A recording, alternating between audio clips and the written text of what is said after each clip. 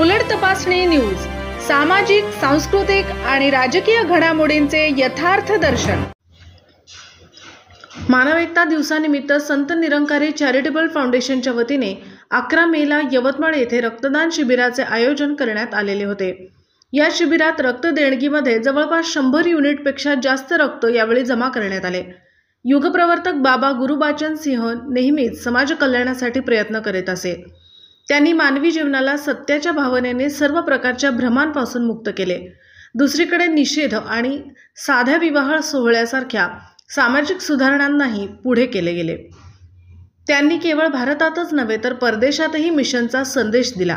याचा परिणाम म्हणून आज जगभरातील 60हून अधिक देशांमध्ये शेकडो मिशन शाखा स्थापित केल्या गेल्या आहेत। त्या माध्यमातून लोकांना सत्य, प्रेम आणि माणुसकीचा संदेश शिकवला जात आहे। बाबा गुरुबचन सिंहजी यांनी नेहमीच खेळासाठी तरुणांच्या ऊर्जेला एक नवीन आयाम देण्याची प्रेरणा दिली, जेणेकरून त्यांची ऊर्जा योग्य दिशेला असेल, जेणेकरून देश आणि समाज सुंदर बनू शकेल। मिशनच्या भक्तांच्या सार्वजनिक कल्याणाच्या सेवेमध्ये रक्ताची देणगी ही यापूर्वीच अविभाज्य भूमिका आहे। युगाधिष्ठ बाबा हार्देव सिंहजी यांचे रक्त नाल्यांमध्ये नाही, नसामध्ये वाहणारे आहे।